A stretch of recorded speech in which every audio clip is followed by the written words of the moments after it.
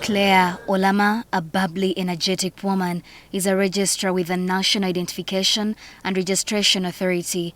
Olama is not just multilingual. She reads, writes and speaks several languages fluently.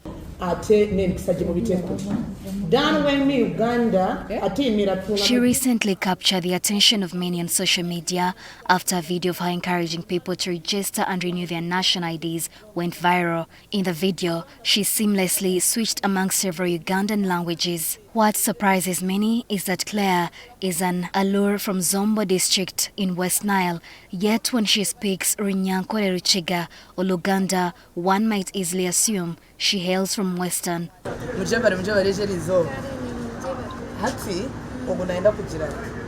Born in Kampala to an Alur father from Zombo and a Lusoga-speaking mother from Luka district in eastern Uganda, Olama grew up in a linguistic environment. Her father enforced a no English at home rule.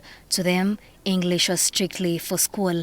At home, they spoke Alur and Lusoga. Playing with children in the neighborhood, Olama picked up Luganda. By the time she was in her early teens, she was already fluent in more than 4 languages. When my daddy comes, you'd say Wafoy Wogu, Rinene daddy, and when my mother comes back, we'd say Sukayo mama, Tsangaidi. Like it's no more. Then when I go to the neighbor's home, say Pros's mother, I would say, Sibiotiano Mami Pros. It came off effortlessly. I don't remember being confused at any one point in time. It was normal. Very, very normal. Because I don't remember at a point saying that when I'm speaking to my paternal grandmother or my paternal grandfather would mix up things. No, it happens. And I think we just underestimate the ability of brains and the human brain and its ability to conceptualize and memorize. Everything requires intentionality, and then practice makes perfect, really. Today, Olama speaks 13 languages and can hold basic conversations in 4 more. I comfortably speak Alur, I speak Acholi, I speak Langi, that's the Luo languages. I am comfortably able to speak Juba Arabic and Nubian. So if you're seeing us at your Nubian, Kabal Sono, Itakumkwifike Fini, Iwa, so can Anaskikati Fanasta, Idiketo Kumja. So yes. So I speak that, and then I speak Runyankore, Ruchiga. I am able to confidently communicate in Runyoro and Rutoro, and then Luganda, Lusoga, yeah. She recently became fluent in Juba Arabic, commonly spoken in South Sudan, a language that she learnt while living in Arua district from a child who frequently played with her son. Olama says if she lives in a community for about 6 months, she can learn the language well enough to communicate comfortably. I'm a very intentional person. When I live with a community of people, more often than not, I would like to speak to them in a way that I feel connected to them. And for me, that does not come off in English, usually. So when I hear them speak their local dialect, I'll quickly pick the first few local words and then begin to use them on a daily, and before you know it, sweet.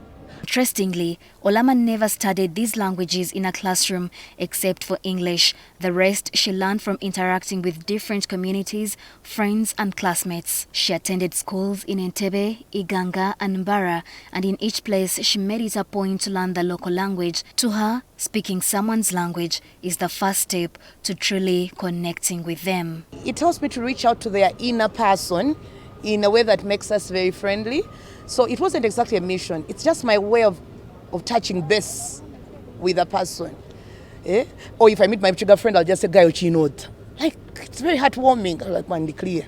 While at Maryhill High School, her fluency in Runyankole impressed many so much that she was even chosen to do readings during Mass in the language. I was able to fall in seamlessly.